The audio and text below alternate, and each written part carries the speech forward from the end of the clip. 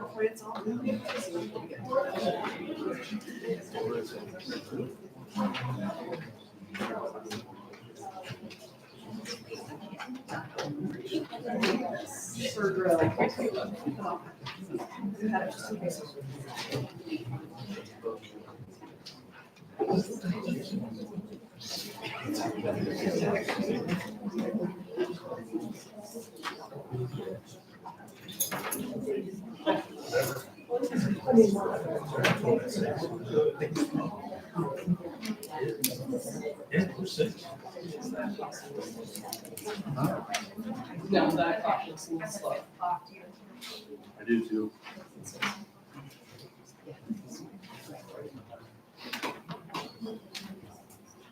All right, my watch says it's 6 o'clock, so I'm going to call the meeting to order of the Bennington Public Schools Board of Education. Welcome, everyone. Thank you for joining us. We're going to begin this evening with the Pledge of Allegiance.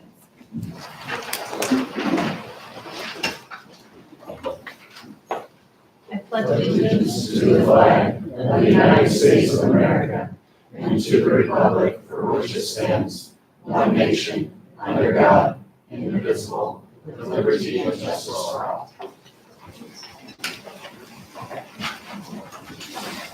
All right, we start our meetings.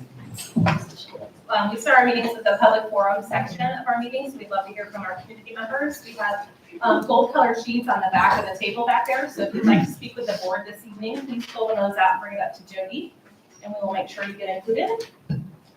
If anybody come in late that wants to get one, just have one, okay? All right, first up is Carol Dussel-Cerny. And while she's coming up, I'll run through the rules. Our meetings are governed by the Nebraska Open Meetings Laws, which a copy of which is on the back wall. And Carol will ask you to keep it to like 5 minutes or less. And please state your name and if you're a Bennington resident, and we'll go from there. Carol Dussel-Cerny. I just wanted to comment on the survey. I thought the survey was, this time was much better than it was last time. I thought the questions were better. And I like that everyone was given a chance to do it.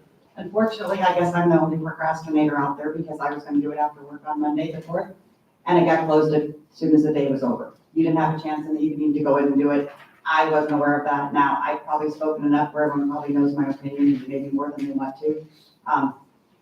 But that I was disappointed in because I would have anticipated something online would have been available after work on that day.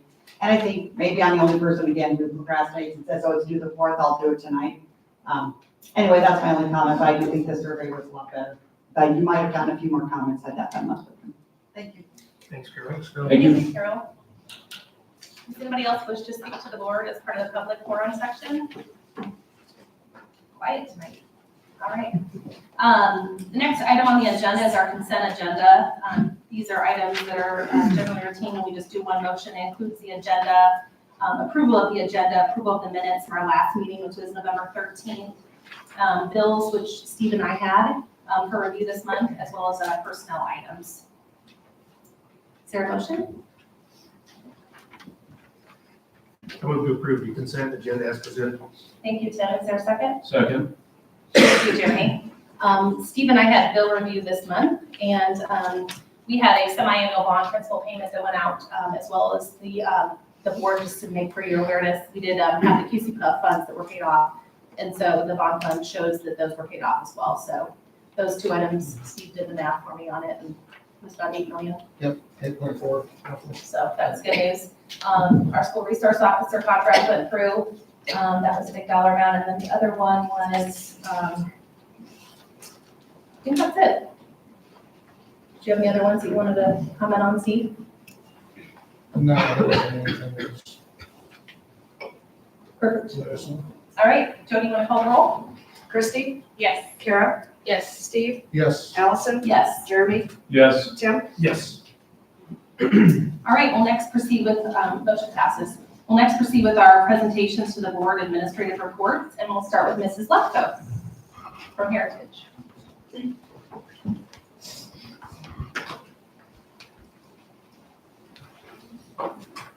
Good evening. I would just like to share some of the things from the elementary. First and foremost, we're in the middle of our MAP and NSCAS testing for our elementary kids. So MAP is for our K-2 students and NSCAS 3 through 5. This truly just gives teachers an opportunity to see all the great growth the students have made from the fall to winter, but also gives them an opportunity to see if there's any gaps in student learning. And this gives them an opportunity just to look forward into the best way to individualize instruction for kids. We're hoping to get that finished up by this Friday. Also, all of our student councils in the elementary building have sponsored a food drive. So students have been bringing in different donations from now until December 15th. And it's really been awesome to see how much the kids have brought in and just how giving our community truly is. And then last but not least, I just want to point out that we're going to have some winter celebrations just to celebrate all the great things that our students have been doing just to wrap up the first semester. And you can see that we're bringing in Omaha Street Percussion and then also Dr. Oxygen in a few of the buildings. And then down below, you can just see how excited the students are to be giving back. Are there any questions? Thank you. Just a quick note, having been in all the elementaries over the last week, there's an incredible amount of food. Every single building just has just an exorbitant amount of food, and going from one to the next, if it would have all been in one spot, it would have just been incredible. So tons of giving back. Thank you. Next up is Mrs. Rucker. Our middle school report. Good evening, I'm Renee Rucker, the building principal at Bennington Middle School. Like Mrs. Lefko said, we also are just finishing up our NSCAS testing. We're doing makeups this coming week. We too did a food drive, so that was really exciting. We took our goodies to the open door mission. Things on our report, we are winding up our winter sports. Girls wrestling had a phenomenal season. We ended last week. Boys basketball is finishing up, this week, but tonight is head-to-head action with Bennington South, Bennington Middle. When I left the 8th grade game, they were tied, so that was exciting and hard to believe. Things on the report, though, we are doing our winter concerts. The choirs both have theirs already, along with 6th grade band. If you would like to take part in those, this Thursday, we are doing Bennington Middle Schools at 7 p.m. It will be the jazz band and 7th and 8th grade bands, and then next week on the 18th, South will be doing theirs. Any questions for me? Thank you. Thank you. Dr. Lamberty on schools.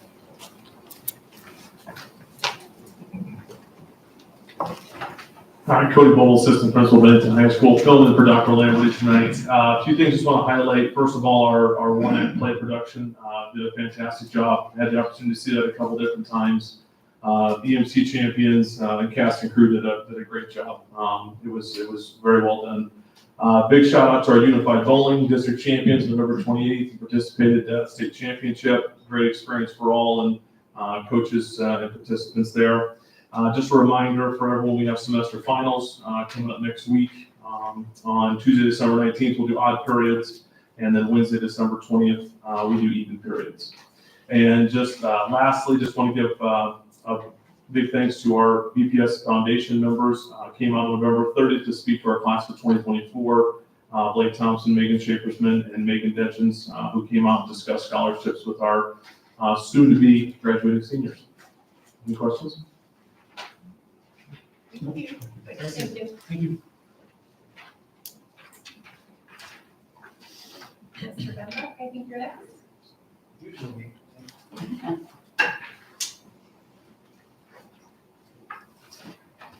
Good evening, Dan Bombeck, Director of Student Services. This week, we kind of threw the counseling department into the spotlight, and we decided to highlight a couple of schools here. I'll talk about Anchor Point and their month of giving through November. I think they did a nice cross-section of how they recognized giving for the students. We had a couple of events that took place there, recognizing the people that serve us through providing letters to the veterans. Also decorated some placemat at Ridgewood Senior Living Center, so recognizing the people that came before us and provided us a lot of education as well. Also provided the community with maybe a little bit of service with coloring and decorating the sleeves at Cup and Cone, and then finally writing letters to Children's Hospital, so helping those who are in need there. So it was a great week for what took place there. Any questions? Thank you. Thank you. Thank you. Dr. Littlefield?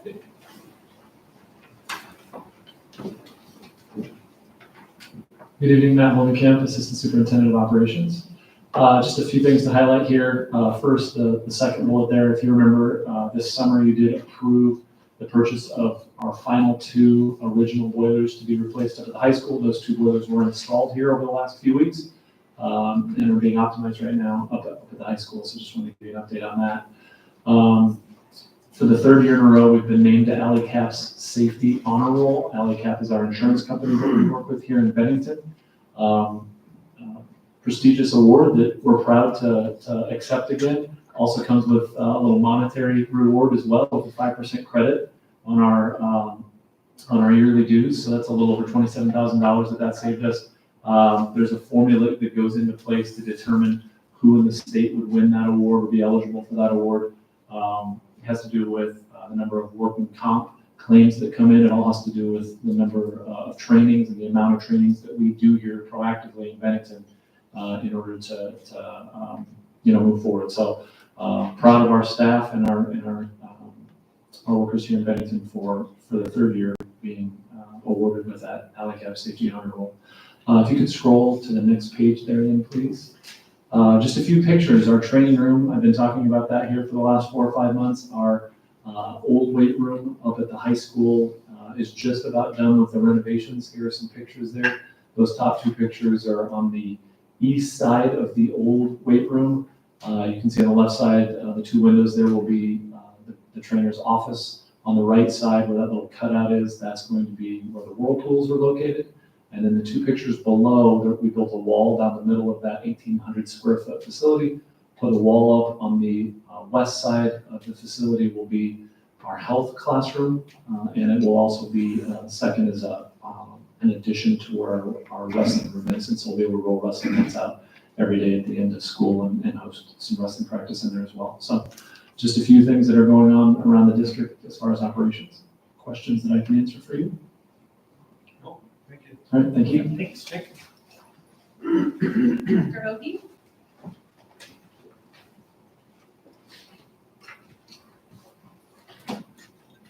Dee Hoagie, Assistant Superintendent for CIA.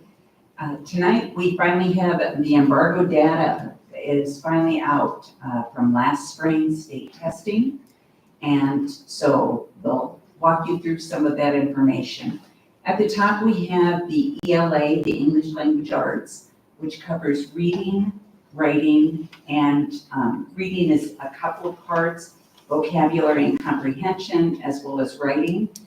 You'll see they give you a total column, which is the percent of all of our students across our district who met proficiency. They were at or above meeting those grade level standards. And so the state of Nebraska overall was 58%. Bennington students were at 76%. And then you can see the numbers below that broken down building by building.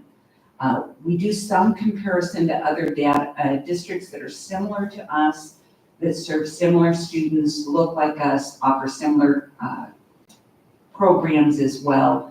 And you'll see that our students compete very well with other districts across the state.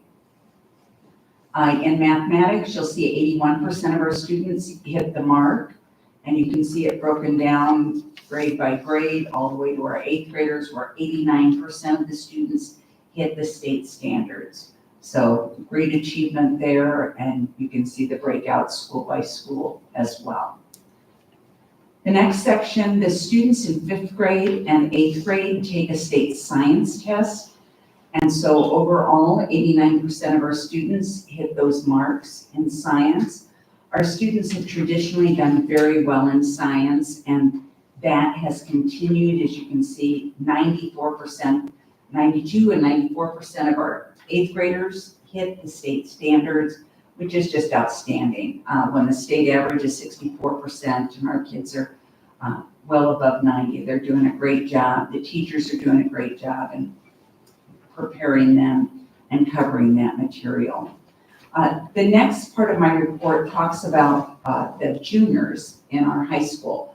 The juniors, for their state tests, take the ACT. We include all the juniors that are half-time to full-time students in our school. They group together parts of the ACT test. There's a reading portion, there's an English portion, they do a writing portion as well. And those three get combined for an ELA score. You'll see across Nebraska, 46% of the juniors achieved the benchmarks that makes the students on track to hitting the ACT benchmarks to graduate or having already hit those. 71% of our juniors hit it in ELA, 61% in math, 67% in science. The ACT, we're pretty familiar with their scale of 1 to 36 and how that breaks out. We also included those points so that you could see what that score looks like as an average for our class.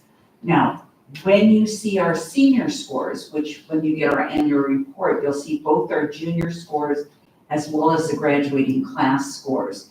Students can take the test as juniors, they can take it again as seniors, and so all of those scores get compiled for that class. It really is the last test score that they take in the ACT, and so you'll see a different average when that class graduates.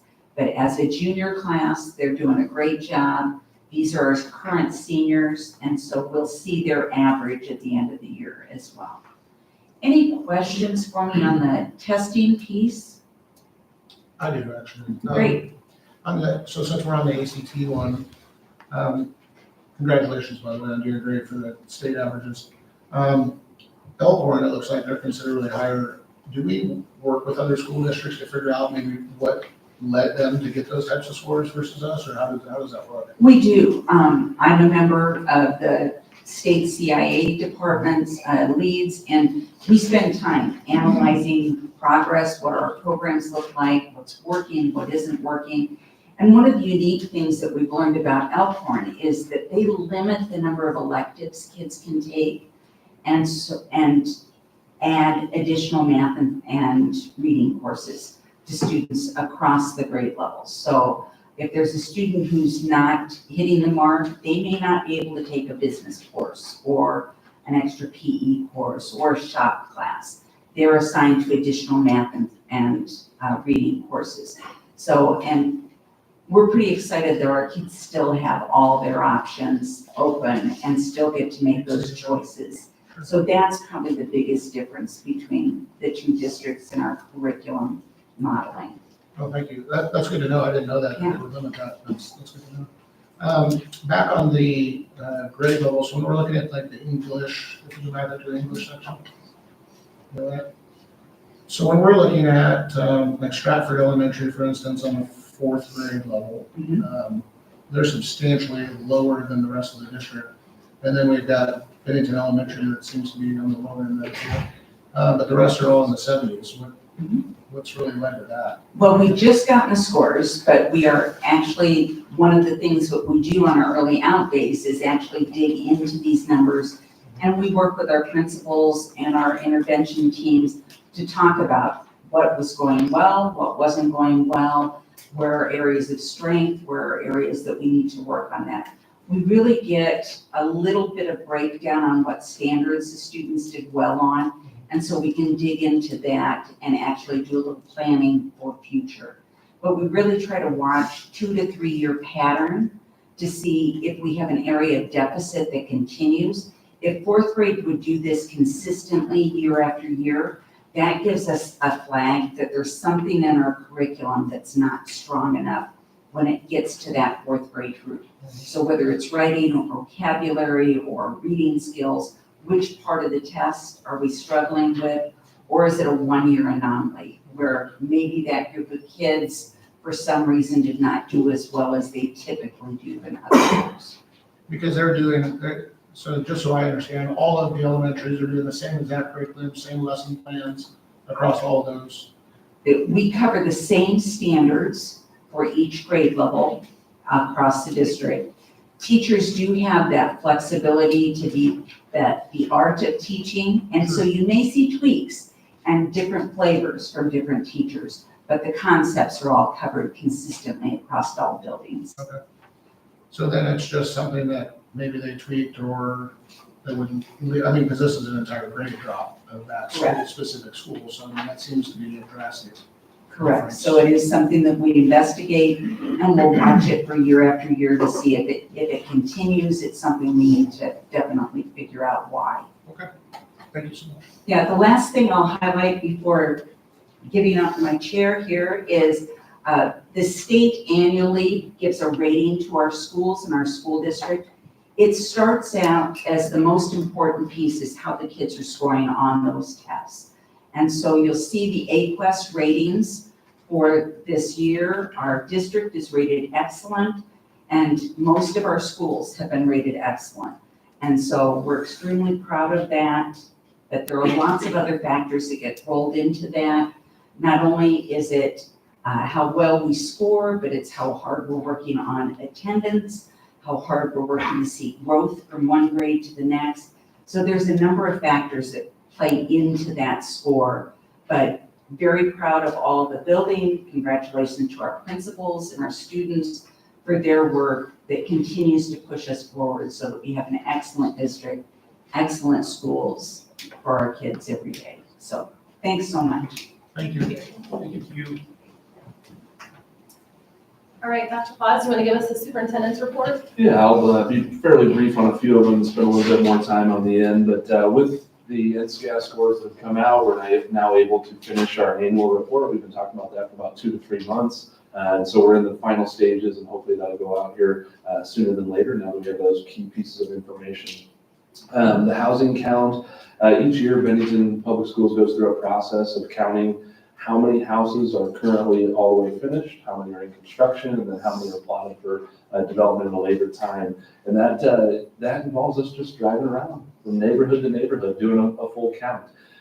From there, we then take that information. It helps us assess how many students we believe will be coming into the district the following year. It's one of many data points to try to help us in the future. And so we'll be doing that over the next couple months, and then we'll bring the results back to you at probably the February meeting.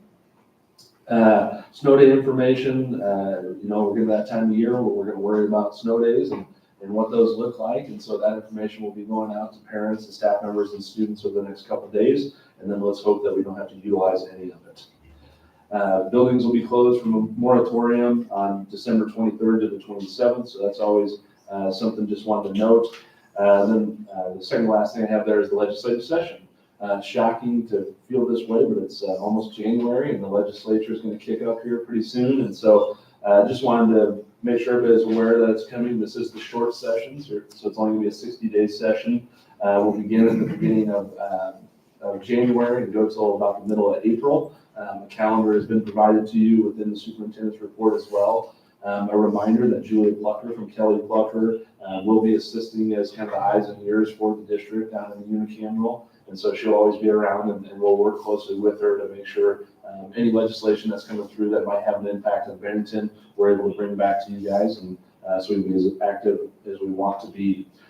Personally, I will be active in the process as well. I will be the president-elect of GNSA. GNSA is larger school districts that are reliant on state aid. And so obviously Bennington fits that bill. And so I will become president-elect for GNSA, and I'll be involved with that this year, which have a few extra meetings.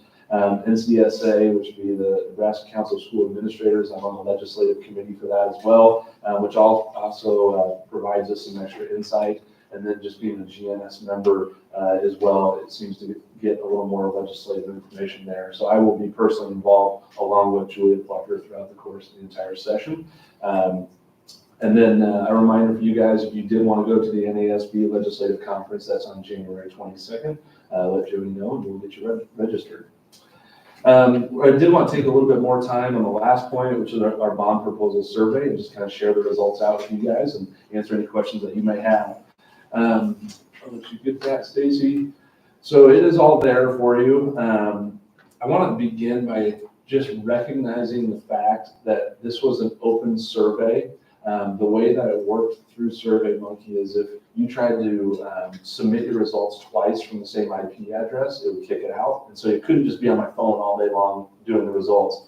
But it also was shared on social media. It was also out in the community. And so part of the previous strategy when you hire a firm to do a survey, they ensure that it's always one person, but then it also doesn't go out to everybody. And we make sure that it's going to be a voter or a resident. We didn't really have a way to 100% verify that. We did ask the question, we hope for honesty, but I also want to just recognize that's just the way the survey was. With that, we got a great response. I do believe that it's telling us where our community is at a little bit, but I didn't want to pretend like it was something different than what it was, that we all kind of knew that going in. So we got 2,023 responses from BPS residents. So there were some people that took it and identified in there, I'm not a BPS resident. And so we kicked out those that were not and narrowed this information down to those that are actual residents. I'm going to kind of skip down to number 5. We kind of had 5 questions there that were based on specific information. And number 5, we had over almost 89% of people were aware that we were running a bond, which is good. At least people understand what's taking place within the community, which is a good start. The number 6 just asked based on our current 5th through 8th grade, as that group moves into the high school, we're going to be 117% capacity. Do you believe that we need additional accommodations for that? And we had 72% of people either strongly or somewhat agree that yes, we need additional accommodations for the student growth. The next question asked just about essentially class size. And so it was a little bit of an activity question, but also basically, do you believe that if we went to a large class A high school, would that limit the number of opportunities for kids compared to split class B high schools as we're proposing? And 74.48% agreed that was very important or somewhat important. And so that was important to about 75% of the people that did respond to the survey as well. The 8th question was about the use of portable classrooms. I thought this was really interesting. Obviously, we're just at a point, and we've talked about that, where if this bond were not to pass, that we're going to start, figuring out where to put the portables and adding parking lots to do so. And that's kind of our plan B, and asked if we felt like that would have an extreme impact on the education, or if that would be okay. And there was only 11% that said it was positive to have portables on education. There were 48% that said it was extremely or somewhat negative. There were 41% that felt like that was neutral. It wouldn't impact the education one way or the other. So I thought that was interesting and a good data point for us. The next one just asked what the need for a second high school. This was the highest of all of them. You combine the great need or somewhat need, as 84% of people believe that there was a need, either great or somewhat. And so I thought that was kind of interesting as well. It does feel like our community through that information knows that there is a need for a second high school. Maybe just the topic is how. We spent a lot of time digging in a little more on question number 10. And question number 10 was, with the reduction of the levy by 51%, going to the net assumption of 4.9 cents per $100 of valuation, knowing that that's $147 annually on a $300,000 home, would you support the bond issue? And we were very, as this was being developed, we wanted a yes or no or an unsure. We didn't want a huge range on this one, just so we kind of get a better idea. And it did have 57% of the patrons say yes, we would support, 26% no, and then 17% that said they were unsure, that need additional information. And so that was one. If you go to page 3 of the executive summary, we kind of dug in just a little bit deeper on that one particular question. So who answered yes and who answered no and who answered unsure? And so what we have found through there is your age group, 26 to 55, or above 50% on the yes side. So below 25 and above 55 is where we were under 50% for those two categories. Women answered yes more than men did. And then on the relationship, if the student had a student or going to have a student, it was above 50%. If you or your students were graduated or you did not have a student, it was below 50%. And so that's kind of how the demographics broke out on that particular question, which I thought was interesting. And then the last one is, we thought it was good to ask too, would you come to a community meeting? And 40% said extremely likely or likely. That's 806 people. And so it'd be interesting to see what our turnout is compared to at least where people are at when they fill out this survey as well. So we'll hopefully have some people coming to those informational meetings and learning more about the process. I want to talk a little bit about, we said that we were going to make sure and open up a comment area on there, just general comments, thoughts, questions, that type of thing. We had about 600 people that did put in a comment in there, and so we read all 600. We tried to group them, and so we just created tally marks. Like, what are people saying? And just started to put tally marks. And you'll see the top 10 in there. The first one is just taxes are already high in BPS. Yes, they are. We know this. We've kind of talked our way through it. Obviously, I think we all wish we were in a little bit different situation where our taxes and the levy of BPS was lower. I do appreciate on that where our board has dropped the levy. They dropped the levy 7 cents this year, as we all know, to try to do the best that we possibly can. And I know that that was a goal of ours as well while crafting this proposal, to try to keep the levy impact as low as we possibly could. And so that was by far and away the highest number of comments. There were 109 people that felt like the bond issue was needed or made some positive comment about that. The third most was that BPS needs to continue to work on paying down the current bond debt, which is a part of our informational campaign that we have run. You guys saw that last month as well. Just kind of a reminder, over the next 5 years, we're going to have about $28 million of principal that we'll be paying off. I extended it out for 10 years to kind of see what that looked like as well. It actually is more aggressive the following 10 years. And so over the next 10-year period, we would pay down $63 million in principal as it's currently structured. And so, we all know that we're starting to make a little bit of progress on that, or at least we will over the next 5 to 10 years, where it maybe hasn't been as much in the last 20. If we did get to that $63 million plus what we've paid out so far, that's 42% of our total debt. Again, also extending it out a decade, so I realize that as well. A lot of comments on the need for Bennington to have more businesses, roads, infrastructure. And I think there was people that identified the fact this isn't necessarily a Bennington Public Schools issue. This is a community issue. It's a Douglas County, City of Bennington thing. I just wanted to note, I think that we as a school district, and we kind of talked about this, we want to work with the city, and we want to work with the county and do anything we can to improve our infrastructure, bring in additional businesses, bring in additional tax revenue. And we would plan to do so whenever those opportunities arise. But it also is a little bit outside of our control. There was about the fifth on the list was too much focus on athletics. And I feel like this is kind of a catch-22. We want to make sure we were really transparent when it came to activities and athletics and what was included. I think the last thing as a school district we would ever want to do is put a bunch of activities or athletics things into a bond issue and make sure that, and not tell people about it, because those, come with an amount of motion as they do. And so trying to be transparent, I think maybe it came across to at least some that maybe it was too much. And so we'll be cognizant of that in the future as well.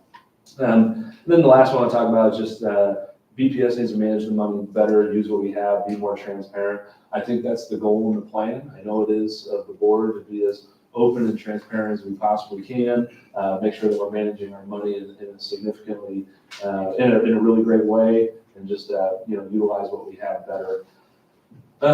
Something that came out of there as well, I wanted to talk a little bit about, just about can we pay for this? That was kind of like one of the themes, like, do we have enough money to pay for this? And so we went to D.A. Davidson and we started putting together the numbers just to see, okay, what exactly does this look like?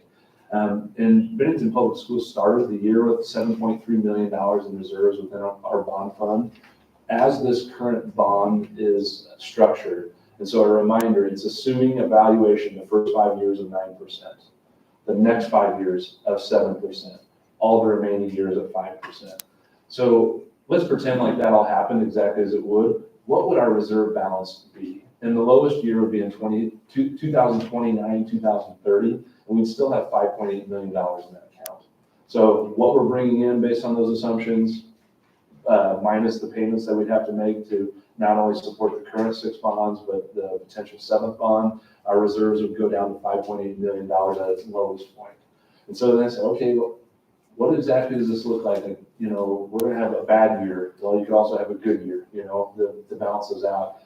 We would, if it was 6.88% every year for 10 years, which would be the lowest 10 years, almost every single year would be the lowest year that we've had in the last 10 years. But let's assume we went 10 years of the lowest. We would still have money within our bond reserves to help ensure that we can make those payments for the next 10 years. And so, knowing that people want to maybe see those numbers a little bit more closely, we are going to add that to our bond informational campaign. You'll see an additional slide from what you guys did last month, just showing people this is what we are going to bring in and how, and this is what the payment, and this is what we would have left to do that. Doomsday scenario, we'd still be able to make these payments. I don't want the board to feel as though if this were to pass, we're putting ourselves in harm's way to not make the payments down the line. Wouldn't want to do that, just being fiscally responsible and taxpayer either. So. Any questions about the survey? No, just wanted to express appreciation for going through all the comments and making sure we're aware of what the community is thinking. That's the purpose of the survey. We're adamant about that, giving feedback, and so this is helpful. So thank you. Yeah, it was helpful also, I think, to us just to realize, read those comments and find some trends and some themes and think, okay, this is what we've got to communicate better or make sure everybody understands so they can, I always want to say enter the booth on March 12th, there would be a write-in, and so when they fill out their ballot, they can do so in a really informed way. Thank you. Thank you. All right, we'll move on to our committee reports. The Building and Finance Committee has met, and we should have some minutes from that. Primarily dealing with negotiations with the Bennington Education Association. But we did talk about a few things related to the bond and construction contract, and a couple other items, but most of our attention this past couple months was on the negotiation front. So, and we'll discuss that more in executive session. So, not a ton to report from the committee in open meeting tonight. Does anybody have any questions on that? All right, the next committee I think is the curriculum committee. I know they've met multiple times. What do you guys want to give us a little bit of an update on that? Yes, we met last meeting, to talk about the social studies curriculum.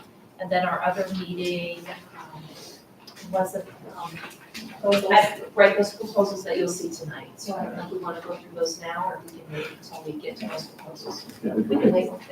Great. Yeah, I would also add to that too. One of the things that curriculum committee is looking at is how can we be fiscally responsible with the district's money, right?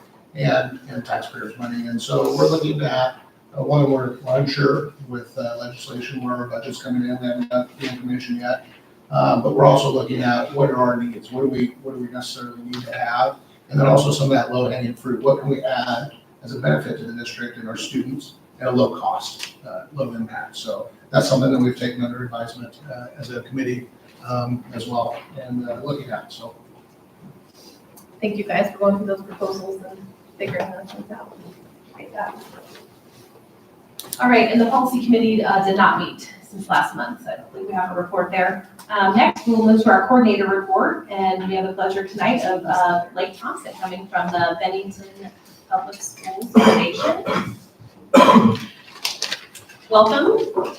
Glad to have you here this evening. Thank you very much for having me. As you said, Blake Thompson, I'm the executive director of the Bennington Public School Foundation. I'm new to this role in June, so it's been a great ride so far. I live in the district and our kids attend the district as well, and an education all their life. So it's a quick overview of myself. I'm just going to give a quick overview of the foundation. I've met some of you are heavily involved being board liaisons or we've been able to meet over the last few months, but I just want to give a quick overview of what we do and how we make our impact and who we are.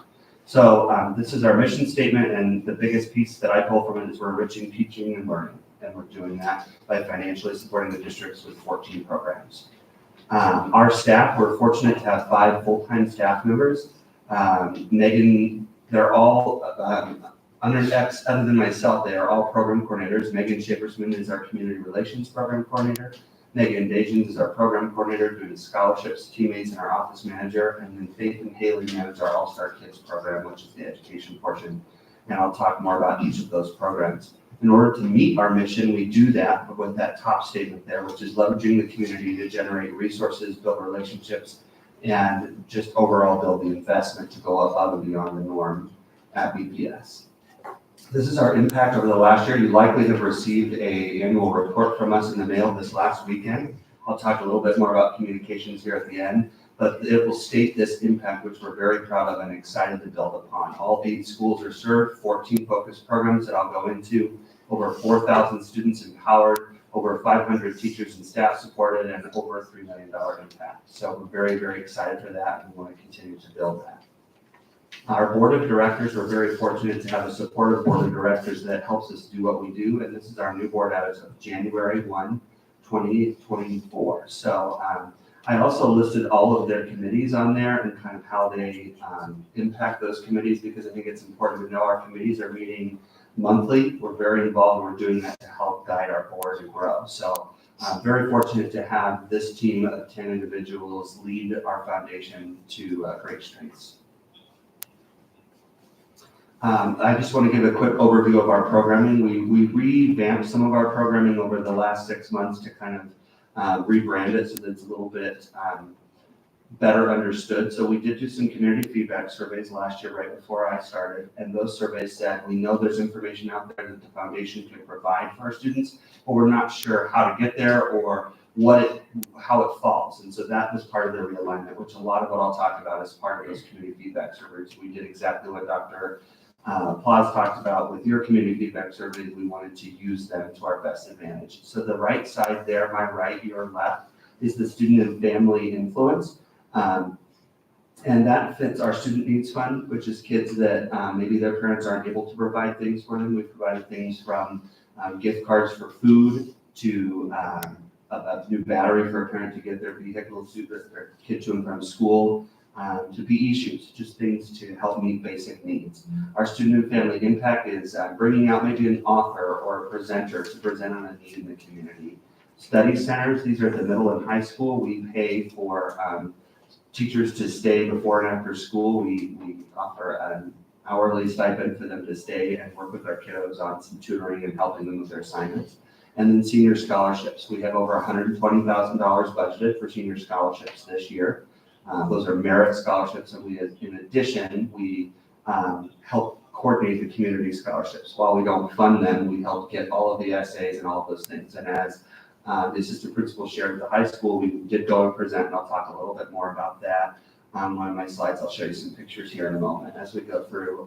But we presented to all of the seniors on the accessibility of the platform, helped them create an account to get logged in, and those open December 1st and close at the end of January. The other side is our main bulk of programming. Classroom grants, we did $25,000 worth of classroom grants this year. We had a record impact of those, and I'm going to kind of flip through here in a minute and show you some of those pictures. We had almost 30 apply for the fall classroom grants. The spring will open next semester. And we give things from greenhouses to book vending machines. There's all sorts of different grants that are out there available. That teachers want to go above and beyond the norm in their classroom, we do that for them. Teacher and professional development and tuition reimbursement. This is providing for teachers to maybe attend a conference that isn't within the district budget, a national conference or something like that. We provide funding towards that. That's all vetted through Dr. Togi and her team. We also offer tuition reimbursement if the teacher wants to take a course that's going to enhance their classroom at BPS, and that's going to tag onto the AP test reimbursement down there. We've had several teachers take courses to become AP certified, and we've paid for part of those. And so I'll jump down to AP test reimbursement for those students that are taking AP tests. We pay for half of that. And so that's kind of a nice handshake there with those two programs. Teammates mentoring, we serve over 85 mentors in the district. It's a very large program. We were National Chapter of the Year for 2023. And so Megan and her board do a great job of leading that. All-Star Kids is our largest program. It's in all 5 of our elementary buildings. We have full-time site directors at each of those, and then we employ child care workers, some of which are high school students. We offer scholarships for them if they've worked for us, and we work with their schedules to come in and work with us. Some may do track in the spring, so they work for us a little bit more up until that point, and then we change their schedules. That's a really great program. Words for Thirds, we give each third grader in the district a dictionary. We amped that up this year and gave them a book, 365 words a day, and gave them a manipulative to work with. We did all sorts of fun things that week where students got a word and they got to dress up as it and parade around, and teachers got mini lessons, and we really made that a hands-on experience to learn about vocab. And I'll show you some pictures here in a moment. Summer school book incentive is new. Students that attend summer school, so this is not all-star kids, this is summer school for the academic need. We provide books as an incentive for their attendance. Senior Life Track survey, when seniors leave, they complete a survey that helps meet state guidelines. We pay for half of that. It's on their entire educational career here at BPS, and it helps guide the district meeting the needs of our students. And then newly formed is our Alumni Association. So we've been doing events. I'll talk a little bit more about this in a minute when I wrap up, but we're doing events and we're building our alumni database. We have about 800 active alumni right now in our database, and we're working to increase more events and engage them. So some pictures on some of those great things. Here's some classroom grant photos. This is the why. This is why we wake up and do this every day, right? This is some of our project and one-time funding. So this can be just one big thing that meets the district. We did do the Shine Your Light Award this year. You've probably seen where we're recognizing classified and certified staff. We go out. Stacy Hahn takes all of those applications in monthly, and then we financially supported that award to recognize the great things they're doing. There's some Words for Thirds picture, and one of the little third graders is dressed up there. It's a great photo of him. And then that was our scholarship presentation as well. So just a little bit about who we are. Our alumni events, our next event, we did one at a football game where we paid for any alum to get in. We gave them a free concession meal and recognized them. The next one is at the basketball season social in January. We're also going to do one at the musical in the spring to kind of meet all gamuts and support all areas. So we'll let people in for free for that and do some sort of social. We'll work with the musical directors on that, but we're building that program. We've worked on our community surveys, said that we needed more events other than the gala. It's a great event, but it doesn't meet everybody's needs and what they're interested in. So I do have our gala is Little Italy. If you're interested in attending, I'll likely be reaching out to you soon. Live musicians, we're auctioning off a trip to Italy, a Napa trip, and so many more things. So if anyone in the room is interested, there's information on that. I'll leave it at the front table. We added the trifecta game night. It's not a fundraiser, but it's to build community rapport, which is what I'll talk about here at the end. That is, you get a 300-piece puzzle, 12 drinks of your choice, and a pizza, and the teams to finish in first, second, third win cash prizes. And then we go around and give them different tricks and things that they spin on a wheel. There are 5 spots left for that. We open a second session. Both are almost sold out. So if you're interested, I would get registered, and then can be found on our webpage or our Facebook page. The last thing I want to talk about, and thank you for the time, that there's just so many things, and being new, it's important to share all the great things, is kind of our vision and goals. So I want to talk about the middle one first, which is to increase awareness. My charge when I was started was to increase our impact, that we don't just provide a gala and ask for money at that event, but that we do have 14 programs that give back. That's our largest gift, $260,000, and we're on record to do more. And so that is being done through the gifts you're receiving every month. Those are going to all of our staff to build rapport, to help them know who we are. I've spoken at each staff meeting this semester, and I will continue to do that. We redid our website in order to have a faculty and administrator portal where they can find all of the documents to apply for funding, just kind of meeting the needs of that survey and to grow who we are. Our strategic plan, we just entered in a strategic plan. We are starting in January. And we will decide what we want to be when we grow up. That's where we'll decide what do the next 5 years look like for the foundation. That'll be done in tandem with you guys. We'll be reaching out, we'll be sending surveys, I'm sure. I've met with Allison. We'll be looking at how we can meet the needs of the district. For example, if another high school opened, what does that look like for scholarships for us, right? Because right now we're giving $120,000 to one high school. So we're going to have to kind of change and make sure we have the staffing to vet those and present at both of those high schools and meet the needs so equity is ensured. The same would be if when an elementary school opens, we will have to increase our staff to provide an all-star kids program at that elementary. So it's just looking ahead of what do the 5 years look like for the district, and we don't exist unless the district doesn't exist. So we want to meet those needs. And the last thing is growing our bandwidth, is making the largest impact possible, which is what our board is charged with. We want to make the biggest and best impact to help these kids succeed now and in the future. And that's why we wake up every day and do what we do. So we're very, very excited, and we appreciate the partnership we have with the district, and we look forward to the future. Are there any questions? Okay, thank you very much. Thank you very much. I just want to give Blake another quick shout out. Obviously new to the role of the foundation. The foundation's wildly important to our district, and he has taken, the charge of the board of the foundation and just done a ton of work in the 5-6 months that he's been there. And so really feel great that our foundation's on solid footing and that we have such an excellent executive director there. Thank you. Awesome. All right, next up is our spotlight report, and it's the freshman success program.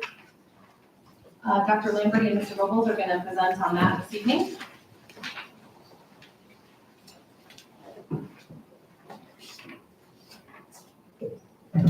Good evening, everybody.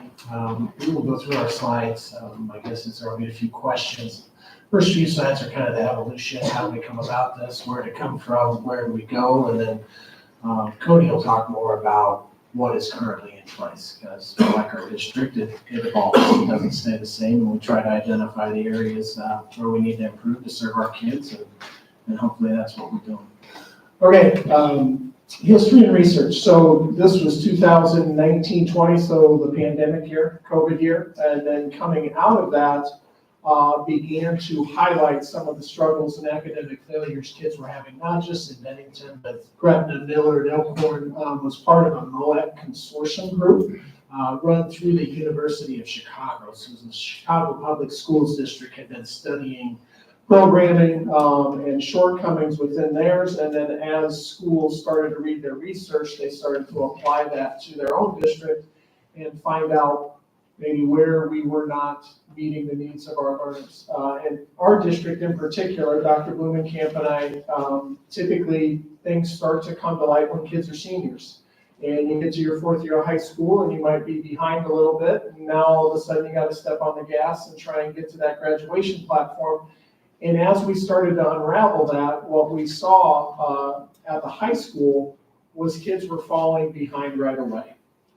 They were falling behind their first semester, and then maybe their second semester as freshmen, and then playing catch up sophomore, junior, and maybe they would get to the finish line as a senior, and sometimes they wouldn't. So when we went back into that, we started to come up with some definitions in terms of our school climate, some identifiers. One was the GPA, a C average, according to the research that we were part of with the University of Chicago, signified that a kid was at risk. Not a B, not a D, C, a 2.0. So we started at the time, we had what were called data teams. So we would take spreadsheets through Nevsys, which is where grades were recorded, and we would load attendance, GPAs, current grades, several in MAP scores, and last year's core grade. So a sophomore might have their freshman grade listed in there.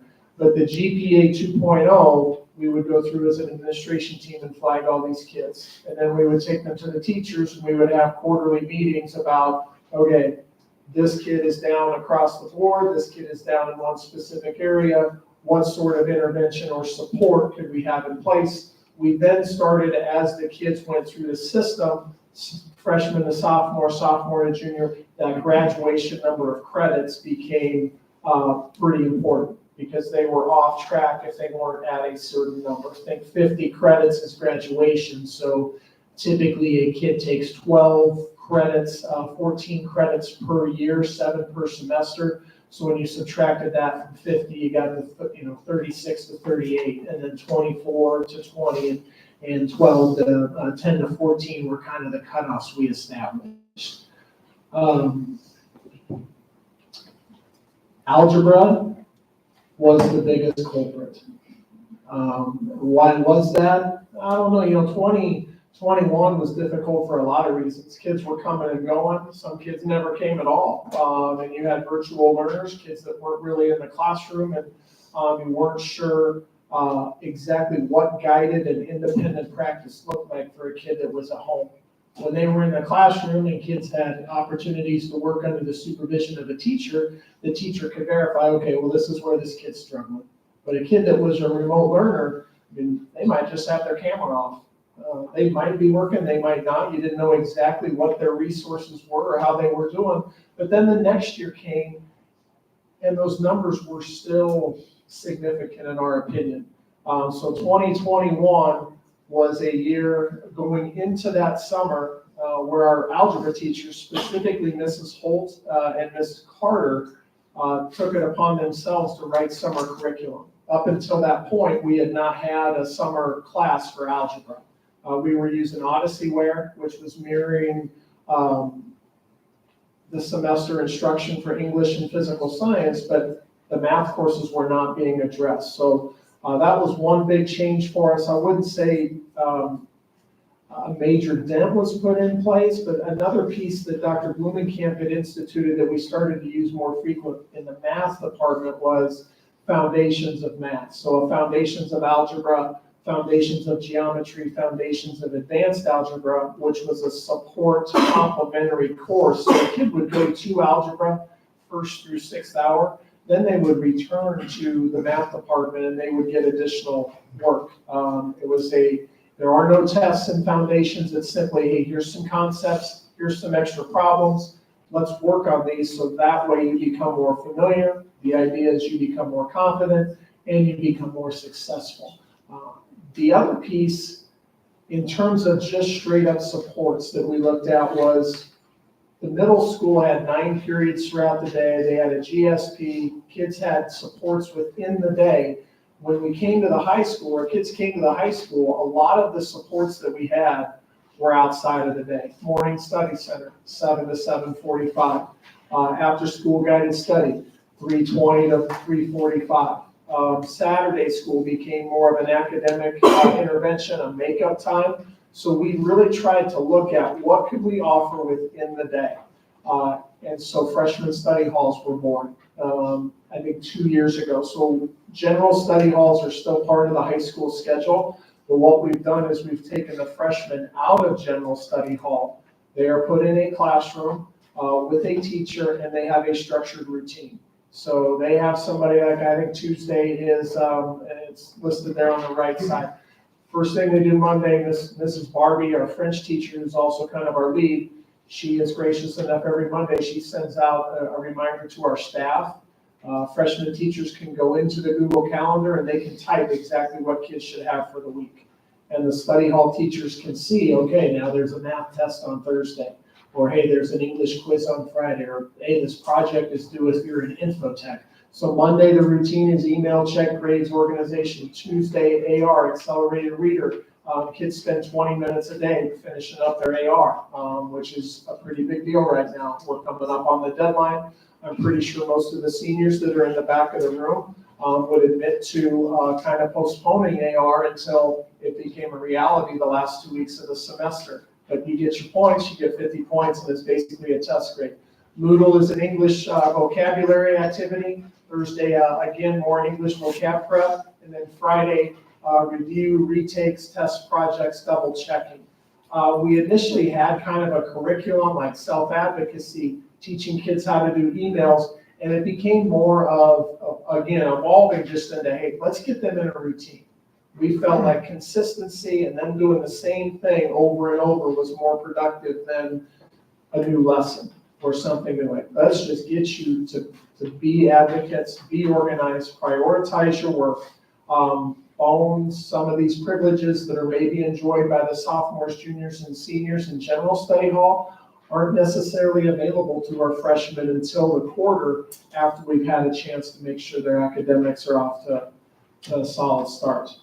Additional supports, we've added co-teaching into our English and math, so there are several sections that are designated in our master schedule where the classroom teacher is aided with a special education teacher in the classroom. So 25 kids per one all of a sudden becomes 25 to 2 and allows for some small grouping.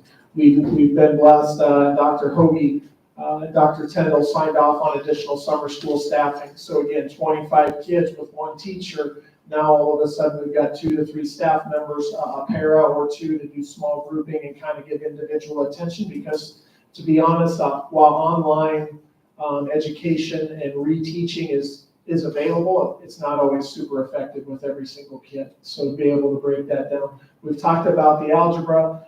This is the first year we've created a pre-algebra course.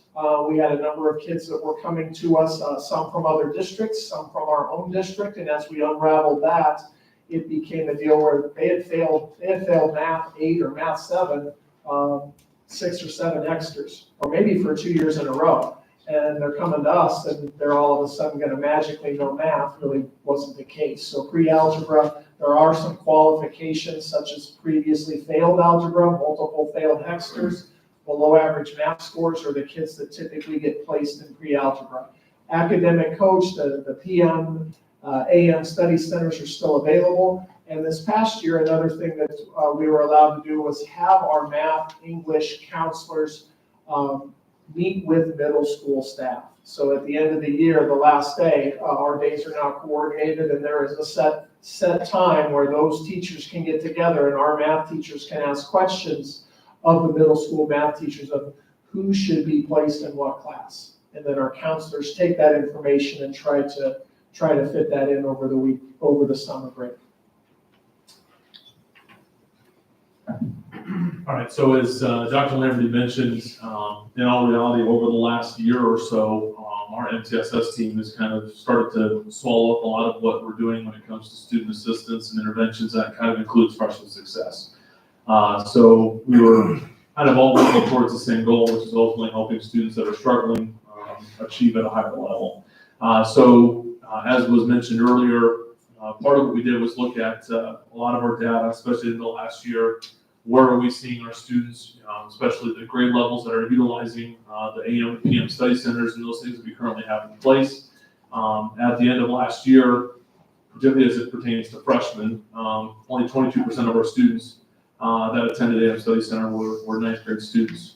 36% were ninth grade as well. We had incorporated 20 minutes of advisory 1 day per week.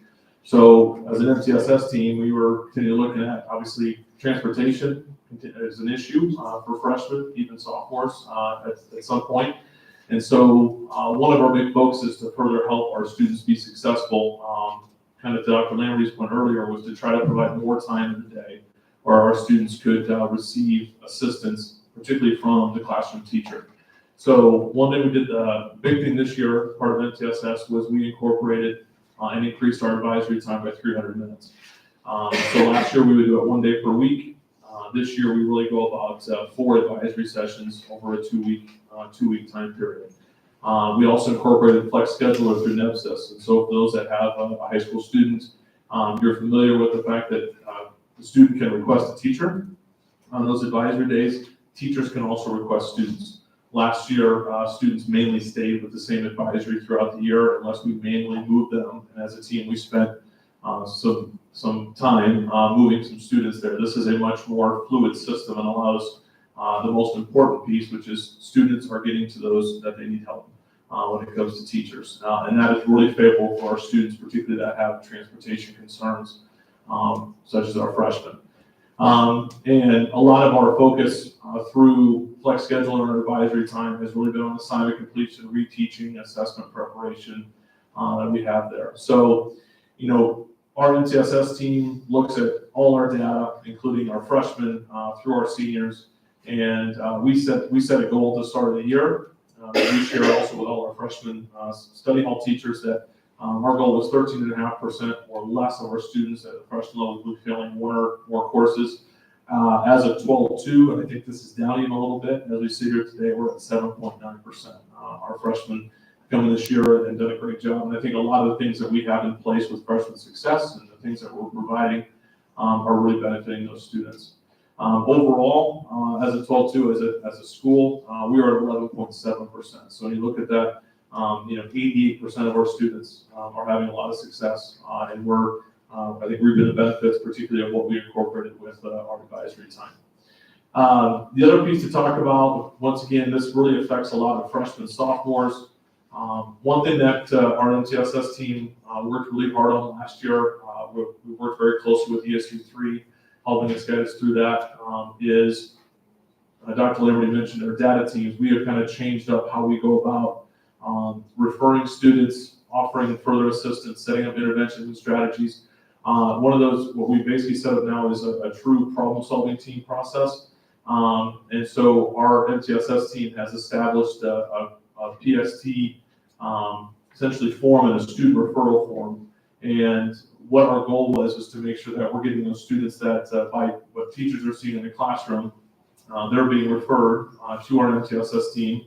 And then along with that, we have what we call an early warning system, which is what we developed last year.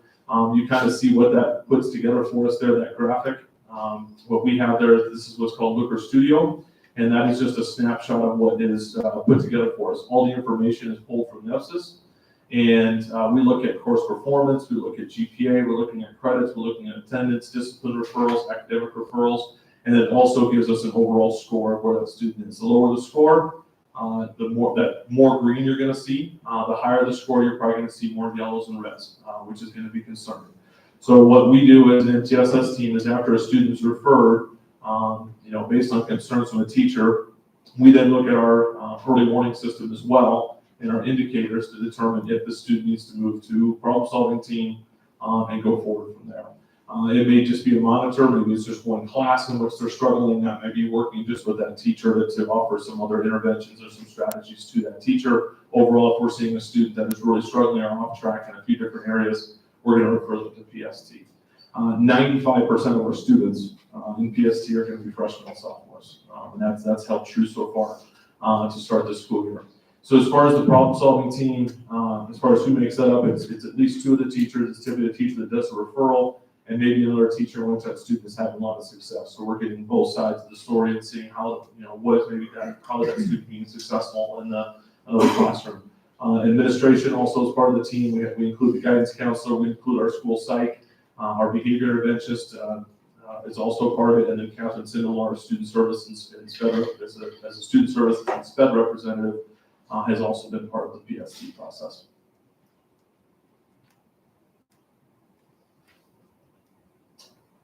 All right, so as far as next steps and challenges, so one of the things that we've really tried to incorporate, mainly because we had kind of stepped away from MOAC a little bit, because what we're doing in the MTSS and freshman success is definitely overlapping. But one thing we did talk about last year as a smaller freshman success group when we were still attending was we wanted to certainly involve our study hall teachers more to ensure that we are reviewing procedures, setting goals, and discussing student progress. So we are starting to meet on a quarterly basis with our freshman success study hall teachers. For example, we set a goal second quarter that 90% of our students would meet the ARL goal, and that they'll get an ice cream sold for those students that meet the goal. So trying to work really collaborative with those teachers and keeping everyone on the same page. Another thing, obviously PST, it's brand new for us, or revamping of it. I know it was around prior, but it is something that is certainly we are gearing back up in the high school and incorporating more PST managers to help us communicate interventions for students that need further supports. And then I think it's just that continue to redevelop and refine our PST process, our advisory period. We've got some great things going, but we know it can be improved. Another thing that we have talked about, which I know a lot of our freshman teachers are very interested in, just because of the size, when you look at our classes that are incoming, a lot of metro schools, which we like the idea of, typically use the first day of school to bring freshmen in on their own. That gives us an opportunity to really get them a little more comfortable with the day-to-day and the school building. We at least talked about potentially next year at least half the day and bring the other students in the other half. So I think that's something that certainly has some legs and that we'll look into. And then I think the biggest thing, once again, comes with that continued growth that we talk so much about, just the challenges because of space, to continue freshman study hall, foundations, guided study halls. Those are certainly things that we don't want to lose. That provides us a lot of flexibility and a lot of resources and interventions for our students. So those are certainly challenges that are ahead. Questions for us? So let's go ahead. Okay. What are the options then? I just think about as they transition into their sophomore year, then what if things start going off the rails? Is it guided study hall that they go into, or what kinds of supports then kind of transition them into a more independent studying? Yeah.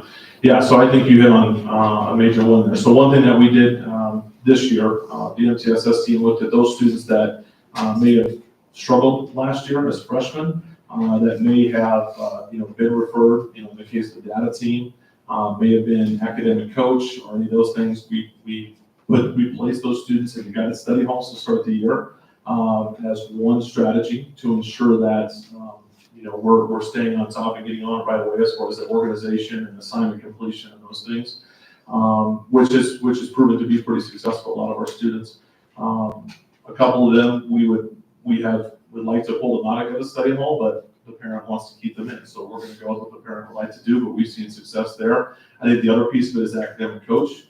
That's open to sophomores. Something else that we did was obviously looking at those students that may have struggled last year and made an academic coach referral at the start. So, we don't necessarily have the freshman success pieces on the study halls there, but we certainly have other interventions in place. And I think the advisory piece is something else that has certainly benefited not only our freshmen, but our sophomores, juniors, and seniors to receive that extra support. Good stuff.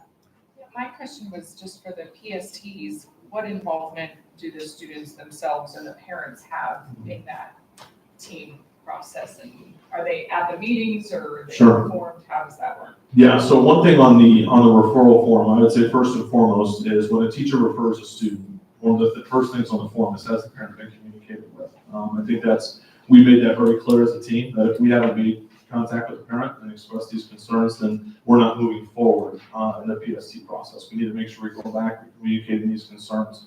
The other piece is if the student is referred between the administrative offices and our guidance office, it's a combination of reaching out to parents either ahead of time, if there are some things that maybe we have in mind. For example, if a student's going to go and check in, check out, I reached out to the parent ahead of time and said, hey, your student has been referred to PST with these concerns. More often than not, the parent is not overly shocked that I'm reaching out, or our guidance counselor is reaching out, because conversations have been had before, or previous conversation with teachers knowing that they have had some struggles. And so we reach out, let them know we referred, here's kind of what we're thinking, how the team went before, but the team is going to be meeting on this day, and let you know this is kind of the process that we follow. And obviously our goal as a problem-solving team is just that. That's kind of the initial step when it comes to providing those interventions for our students. We don't involve the student right away in the meeting. We will meet with the student once again on the front or back end, or sometimes both, before we move to those meetings to communicate, here's what we have, how are things going, get some feedback from the student themselves. And I think that's also another important piece of PST is that we involve all those individuals, because our guidance counselor, administrators, the two teachers, they have knowledge with the student and conversations they've had with the student certainly filter into those meetings and just the relationships that they have. So, and then as far as the parent, we don't include the parent on the initial PST as far as at the meeting, but once again, we will communicate with the parent to make sure that they are okay with how we're proceeding with strategies and interventions. For example, we had a student that we wanted to kind of flip a couple class periods. The parent didn't feel comfortable with that, so we go back to the drawing board and figure out how else we can support the student if the parent is not comfortable. Another few parents, we reach out and say, hey, we'd like to put the student on the check-in, check-out process. They said, yeah, that sounds good, because that parent is so important in that, because the communication is going home on a daily basis. So we have to make sure that they're in the know. And I would just add, flip that around, and when the parent calls us and says, hey, my kid's struggling, they need to be on an IEP, or they need to be on some of the top tiered stuff, I think it's our job to educate the parent and say, okay, well, let's try some of these things before, and then let's also try and unravel this. We're not against the testing, but when you explain to them that it might take 40, 50, 60 days to see if your kid qualifies or not, and they may not, what other supports are in place. And like I say, it is a team piece, and we want to respect their ability as a parent, and also try and serve their kid with what they're comfortable with. Thank you. I think you kind of answered it on the last slide there, but I'm guessing this is tougher with the larger amount of kids in one school. Would this be easier if possibly a school does get built? I know you're still working with the same number of kids, but you're broken apart, and there's less in one school, and both schools would offer, obviously, still take care of this, correct? And I think you're right on point. Yeah, I think the other piece, kind of to Cody's point, is when you talk about freshman study halls setting goals, like, what's the makeup of that study hall? Because to be honest, sometimes 14 kids can feel like 40. And on the flip side, if you've got 25 that are pretty motivated and they're able to prioritize and they're self-sufficient, 25 can feel like 10, because it's just that the makeup and the needs of that specific group. But yeah, I mean, as we get squeezed for space, where do freshmen study? What's more important, a math class or a freshman study hall?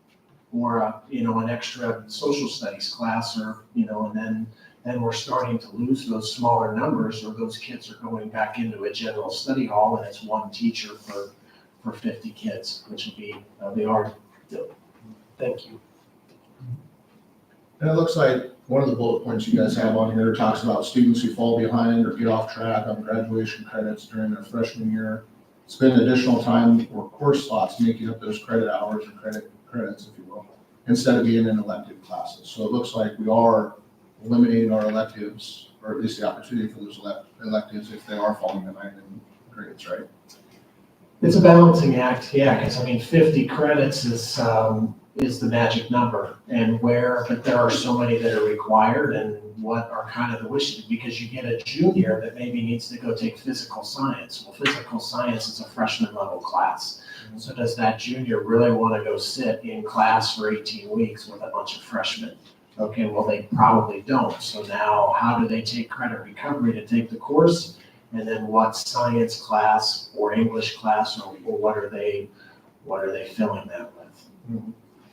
So, yeah, let me make sure I heard that correctly. So we have juniors that aren't meeting the freshman requirements when they were freshmen, missing it their sophomore year, and then trying to come back their junior or senior year to catch those, right? Sure. Yeah, or they may be coming to us from another district. Like, we have a young lady that came from Las Vegas, and she had taken a number of classes. Well, she had never taken world geography, and world geography is a required class. So then Cody, the counselor, and myself sit down with her and try to, and her parents, and try and figure out how can we get her to 50 credits, because there's only 8 hours in the day, want to be fair to her as well. What did you come up with? She is taking the class through our Apex program, and we have modified it as such that she's going to do a number of lessons, and then Mr. O'Connor gave us the semester final, and she's going to demonstrate her learning and take the semester final, and essentially if she can pass the comprehensive final, she'll earn her credit. As weird as it sounds, like, some of these kids, probably doesn't come as a shock, but they don't like being dictated to. So if you give them some ownership, and in some cases you write a contract and they get some say in the contract. We had one kid really struggled for 2 years. He came in, he said, well, I'd really like 8th hour off. And we're like, hey, I mean, you need to do 22 credits to graduate. Okay, well, how can I have 8th hour off? And we said, well, if you're here every day, if you do these, we gave him this kind of template. He comes back and he's done 7 Apex classes. So he's done 7 credit recovery classes so far this semester, and he's passing all 6 of his classes, just so he can have his 8th hour off means that much to him. It's really incredible. Sure, yeah, that's awesome. You're not going to be the valedictorian, but he's had some ownership in how he wants to do this, and it's working so far. No, that's great. Thank you. And then one of the things, it talks about 9th grade GPA, specifically 2.0. So basically, the C average or lower was more consistent predictor of high school graduation than the standardized test score. So are you saying that the C is like, if we get C or below, it's less likely they're going to graduate, or C is like the cutoff, and C and above, they're probably likely to graduate? C was an indicator because it was, well, what's going on? Like, is a C, this kid's hitting his ceiling and he's grinding and he's maxing it out and he's got all these supports in place and IEP, extended time, those types of things? Or is a C a kid he's just kind of on cruise control and doesn't maybe do his daily homework and maybe doesn't do some of the weekly things, but when it gets to be a test, he knocks it out of the park. I mean, I think that's something Cody and I have seen with our kids that are around the C average. There's just as many kids that are bad or struggle with test taking, and so that impacts their overall grade.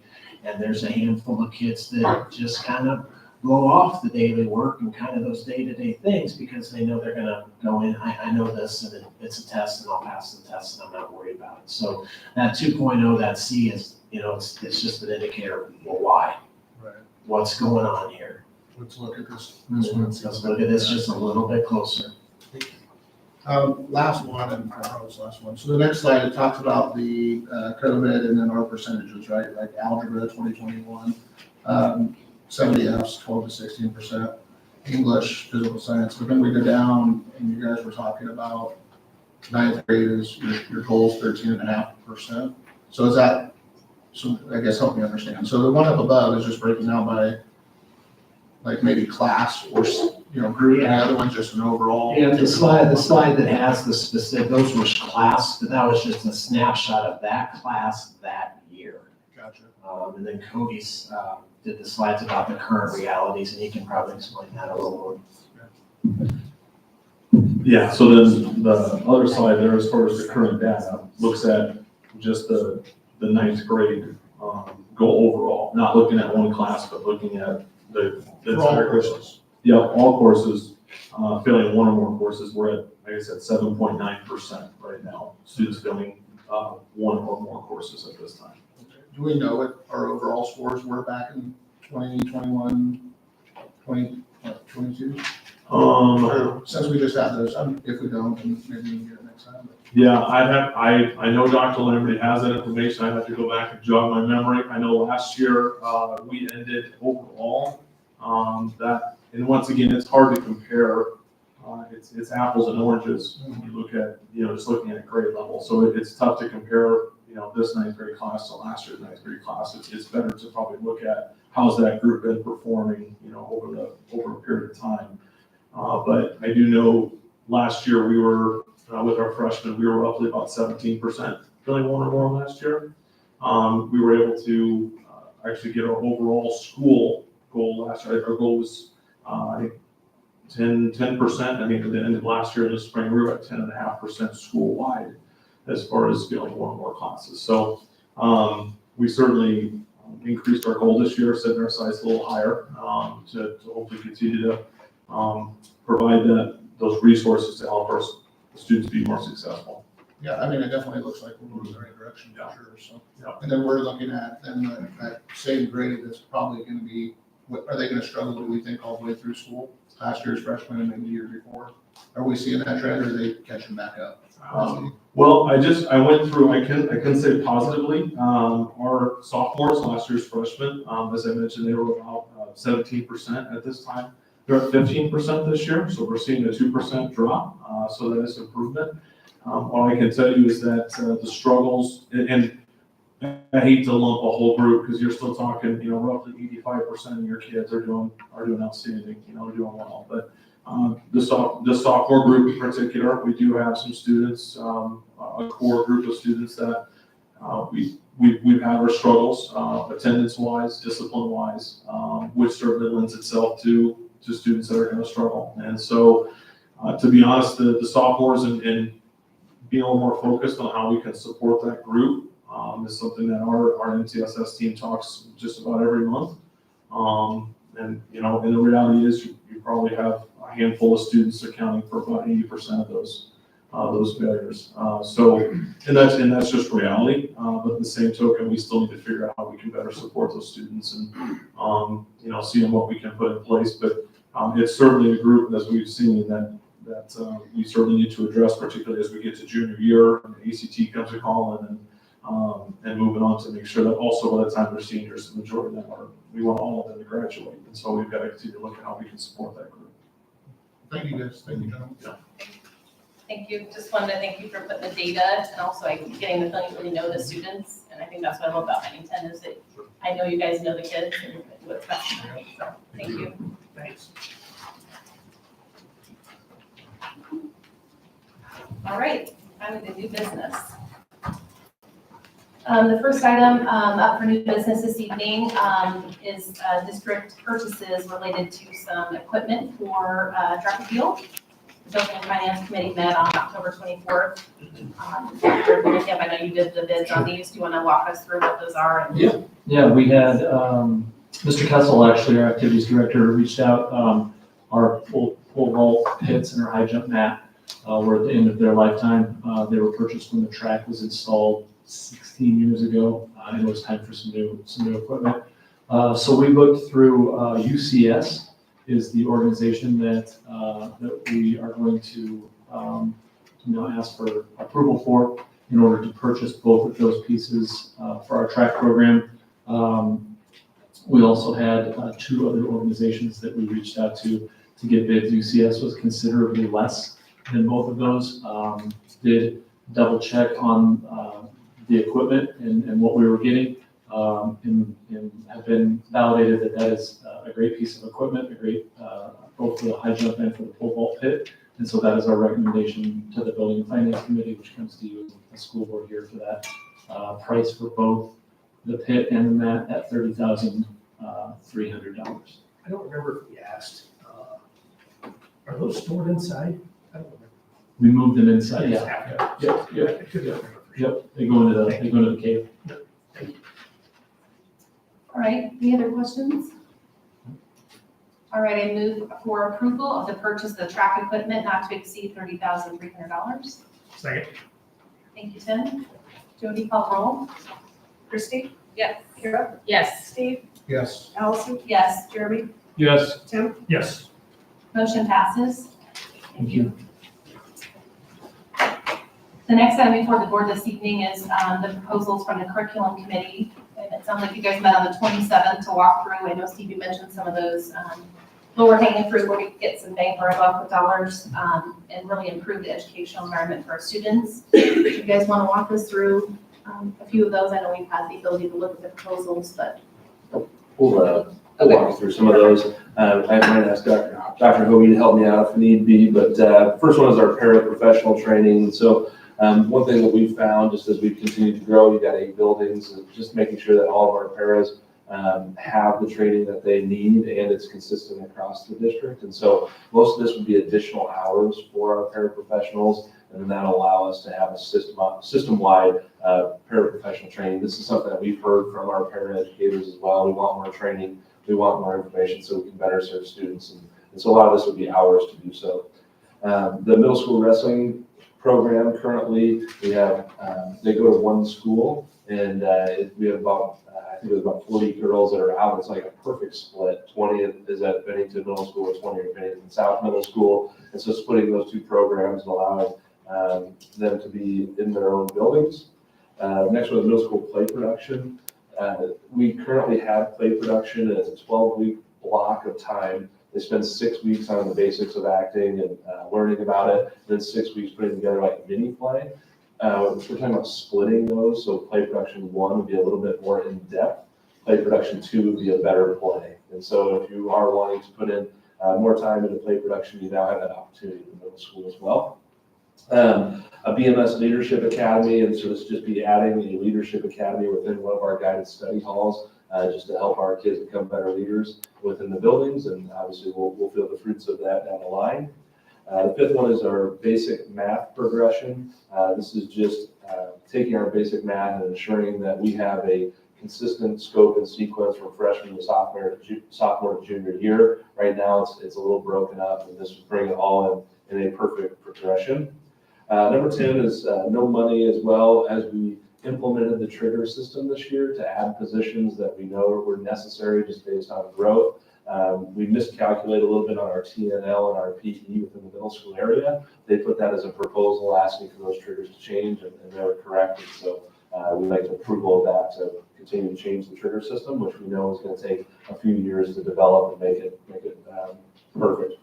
And then the last one is the hourly rate for summer strength pay. This is a little bit of an accounting thing. There would be no additional money. This would just be as our strength coordinators turn in hours. They're currently paid at $10.50. We'd like to move that to $12 an hour. It doesn't change the coverage, it doesn't change the amount. Actually, what it is some of our strength and conditioning coaches wanting maybe some of our younger staff or the staff that are claiming to pay early to have an opportunity to make a little bit more money on the front end as opposed to going and mowing lawns or working at Menards or doing whatever during that time period. And so it was actually our staff work looking out for each other, and it doesn't really change financials for the district at all to do so. And so those were the 7 proposals that curriculum committee wanted to bring forward. Total of those proposals are $24,285 between the personnel and the curriculum cost. And so, 7 things are going to make our school district better to support our staff and students for about $25,000. And just to add one more, when you talked about that last one, we were taking it from 1050 to 12. It doesn't really make sense. It wouldn't cost us more money, right? But there's actually a pool of money that's already been set aside for that program. So we're really not taking more money out of the program. It's just coming out faster because of the hourly rate. So that was something that we talked about too as well. Yeah, there are significantly more hours put in the summer than there is pay that goes into it. Right. So there's just a structure of that. And obviously, we appreciate all of our coaches and all the time they put in the summer to students to make them better for the upcoming year. Any comments? Ready for a motion? I move to accept the recommendations by the curriculum committee for the 2024-25 curriculum and personnel proposals 27, 32, 29, 31, 46, 10, and 50, as outlined in the November 27th, 2023 curriculum committee report and pending the 2024-25 budget approval. Second. Thank you, Kara and Jeremy. No further discussion. Jody, you want to call the roll? Steve, Yes. Allison, Yes. Jeremy, Yes. Tim, Yes. Christie, Yes. Kara. Yes. Motion passes. The next item is for us to review our district wellness report. This appears to be a discussion item, so Dr. Mogi, you want to take us through?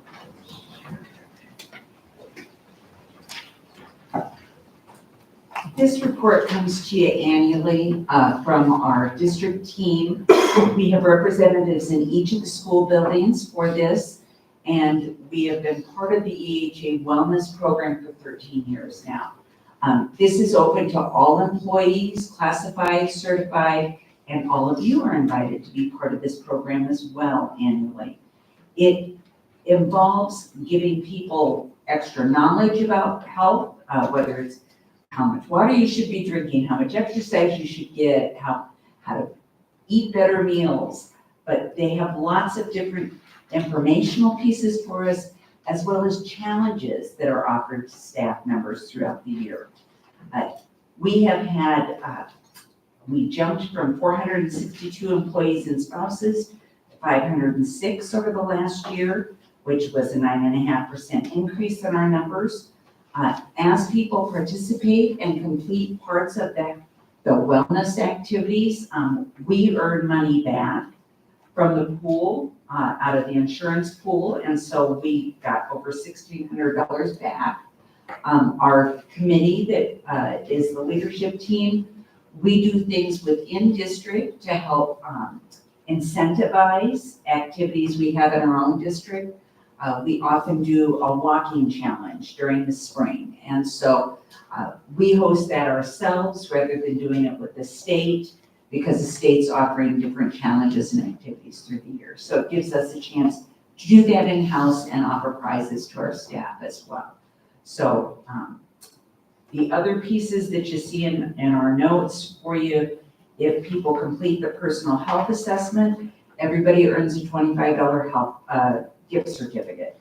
If people complete that personal health assessment and 3 of the challenges through the state program, as well as visiting your personal physician, you can earn another $150 back during the year. So it really is an opportunity not only to improve yourself health-wise, but also to put some money back in your pocket.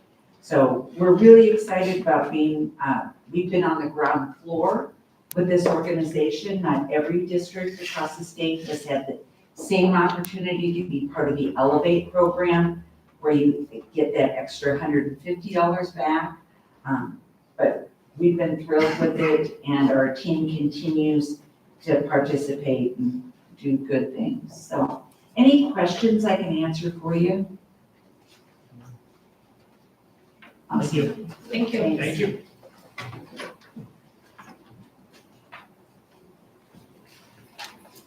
All right, the next item up for discussion consideration is for the board to consider a resolution calling for a special bond election to be held on March 12, 2024. Dr. Claus, do you want to take us through some of the data we've received since our last meeting and give us an update? And then I know we have bond resolution language that we've been able to review in advance as well. Yeah, the bond resolution language is there for review, and just kind of a reminder of the things that we talked about during the last meeting. You had a full half-hour presentation, but if I need to go through that again, it'd be like the 14th time for each of you. And so I'll spare you that, but just a few of the main details. The bond proposal resolution language for $119 million on the bond.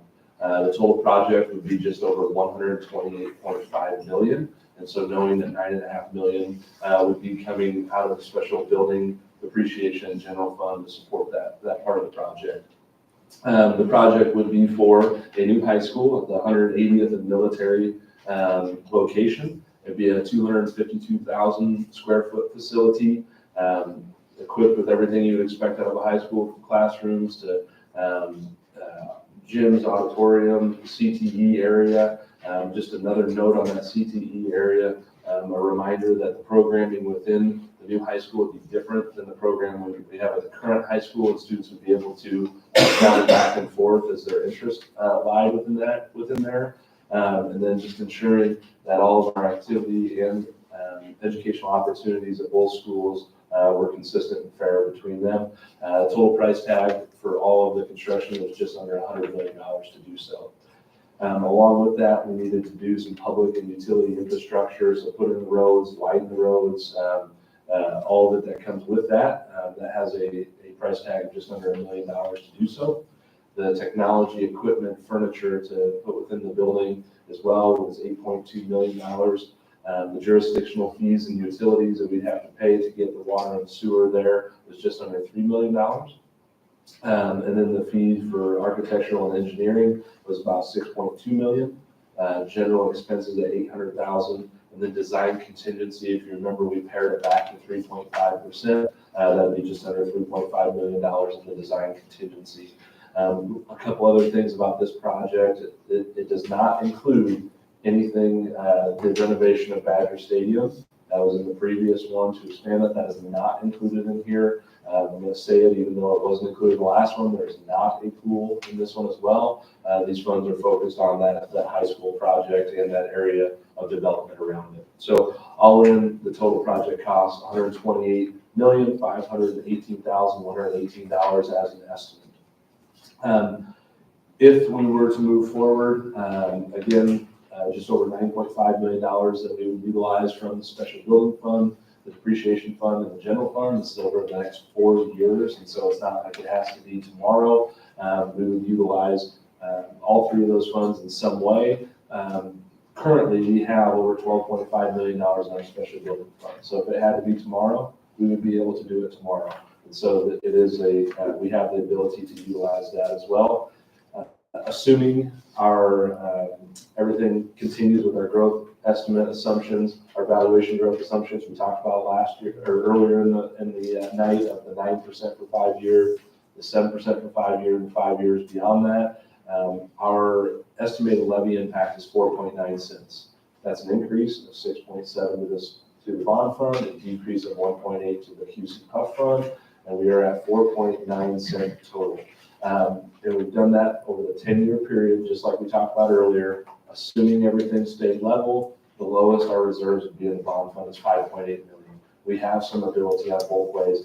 Valuation is skyrockets or continues to skyrocket, maybe I should say. And there are additional funds. The board would have the ability to look at it and determine if the levy should go down.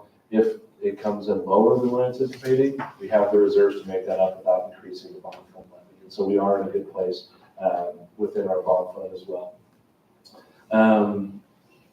the last thing, I just want to make sure I don't repeat myself too much. Again, just the level of principal will pay off. A reminder, we've had 25 million over the last 20 years, just the way that the bond debt was structured. We're moving into a phase where we're going to be paying a lot more principal in the next 5 to 10 years.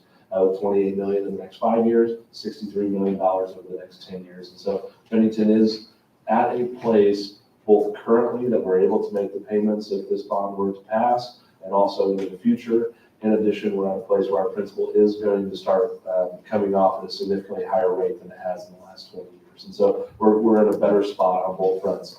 I don't think that, it's not perfect. We all know that. There's several things as we were working through this project we wish we could do just a little bit different. But Bennington's financial situation is what it is, but we are in a much better place. I just want to continue to emphasize that we are set up for success to pay this both short and long term. Thank you. Yeah. Any discussion from the board? I know we've had time to think about this, but any feedback or comments?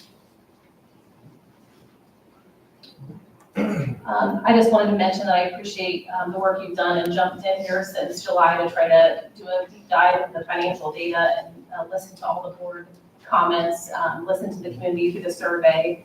And one thing that really stuck out to me from the survey, while I appreciate the nuances of the survey data, is that there is a need, right? And so I guess from my perspective, I'm hopeful that the community can respond with what that response is to the need, right? I think many of us up here feel strongly about the need itself. So hopefully we can move forward with a positive thing for the students, because I do think the facility piece has a huge impact on the educational environment. So I appreciate you saying that. And one thing we have not talked too much about, the sort of next steps. If this were to be approved tonight, we realize that the next step is making sure that everybody understands what they're voting on come March 12th and before. And so we are working on those now, between making sure our staff understands what's taking place, making sure that we have enough community presentations and people have an opportunity to hear it. We did see a big percentage that they're likely or most likely to go to a community survey or a community meeting. Make sure we have those set up. Social media, we realize that's how people consume information at this point. So we're gonna have to set up a communication strategy there. We can't obviously dictate how people are gonna vote, but we really wanna make sure that they know what they're voting on come March 12, 2024, if you approve this. thank you. Okay. All right, I believe there is a motion on the floor for consideration. I move to approve the bond resolution as presented. Second. Thank you, Steve and Jeremy. Any further discussion before we vote? Any further comments from board members? I would just like to make sure the public does get out. We are offering some meetings here in the near future, and I know that was a major concern the last time. Please come out and talk to us. Let us know. It's very important. So come on up. We'll let you know when they are. Anyone else? All right, Jody, call the roll. Allison? Yes. Jeremy? Yes. Tim? Yes. Christie? Yes. Kira? Yes. Steve? Yes. Motion passes. All right, the next item for consideration by the board is just a discussion item. It's not really necessarily a motion, but one of the major roles of the Board of Education is to evaluate the superintendent, and as part of Dr. Plaza's contract, also under Nebraska law, we're required to do so 2 times in his first year of employment. We did move up the process a little bit this year to try to make sure everybody had enough time to get the feedback in. We used the same evaluation tool that we've used historically. And I appreciate everybody for getting their evaluations into me. I've summarized the data and met with Dr. Claus, and we do have a statement on his performance to date.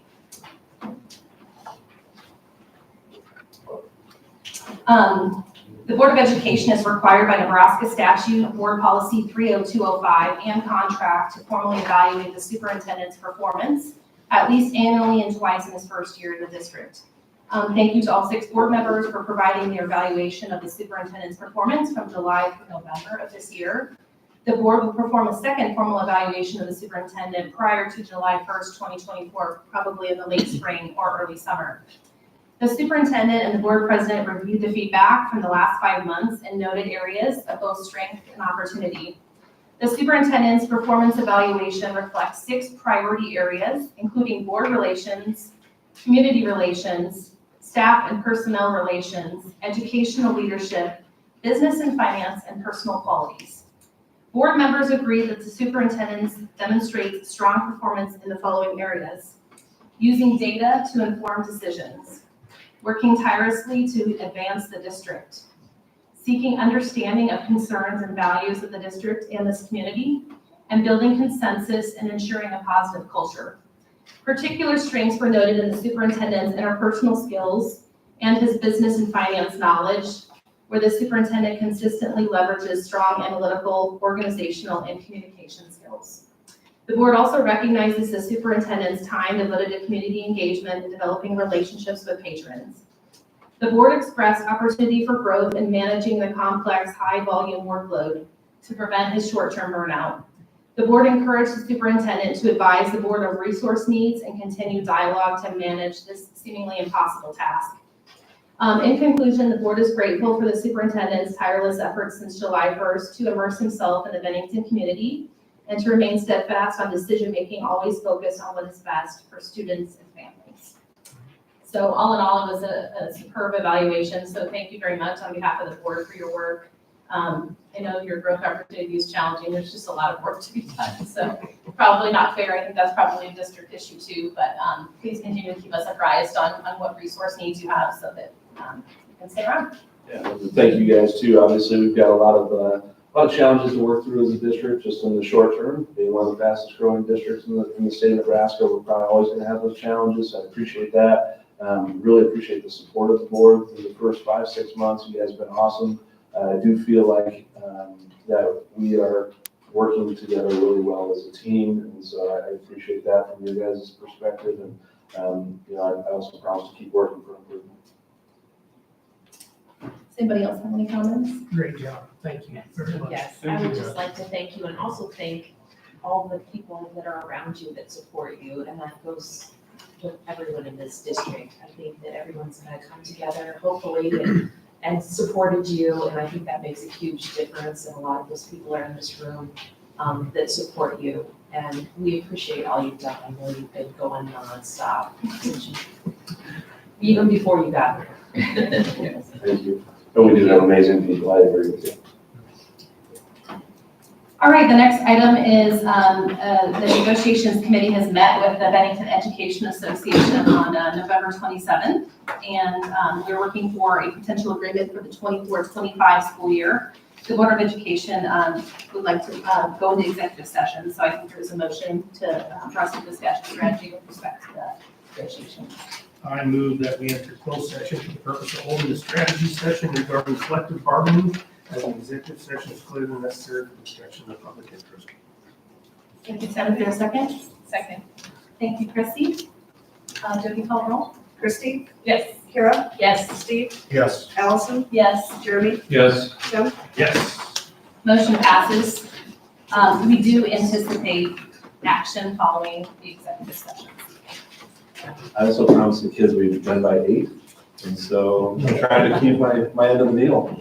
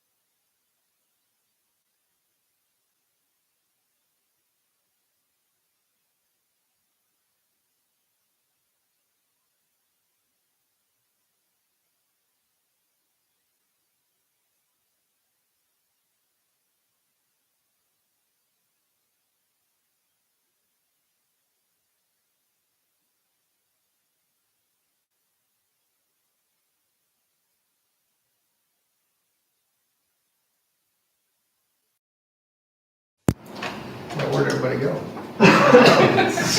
Or we weren't releasing the kids, I mean, yeah. They're not getting credit for this, are they? Except part-time stuff. Cool, you got a hotel room? I think this is our tardy thing that we're talking about, except they're just leaving early on us. We call parents in the morning. Yeah. PST team will be involved soon. I learned a lot though when they were doing their stuff, it was good. Yeah, that's good.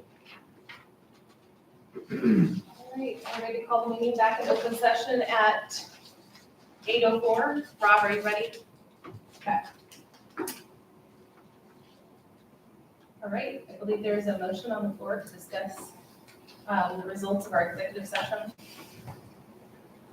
Allison, can you put your mic back on though, just for the camera? Sorry, yes, thank you. So they need more sleep. Ready for motion? I better repeat myself. All right, we're calling our meeting back to order at 8:05 PM. And we are going to, there's a motion available on the floor. I move to approve the negotiated agreement for the 2024 to 2025 school year between the Bennington Board of Education and the Bennington Education Association. Second. Thank you, Jeremy and Tim. Jody, will you call the roll? Tim, Yes. Christie, Yes. Kara, Yes. Steve, Yes. Allison, Yes. Jeremy. Yes. I did just want to quick recognize Dr. Bloomkamp and all his work that he put into the negotiated agreement and working with the teachers and making sure this was a great process as well. Thank you. Motion passes. Sorry, I shouldn't cut you off. That's okay. My bad. All right, a few reminders, the date and time of our next regular meeting. Our next regular meeting is in January of next year, which is hard to believe. Our regular board meeting is 6 o'clock here in the district office. It looks like we have one more committee meeting set for, it already happened today. So the other item would be the NASB Legislative Conference that Dr. Claus mentioned on January 22nd. So if anybody would like to attend, please let Jody know. Opportunity for development. All right, if there's nothing further, then I move to adjourn the meeting at 8:06. Thank you. Thank you. Thank you.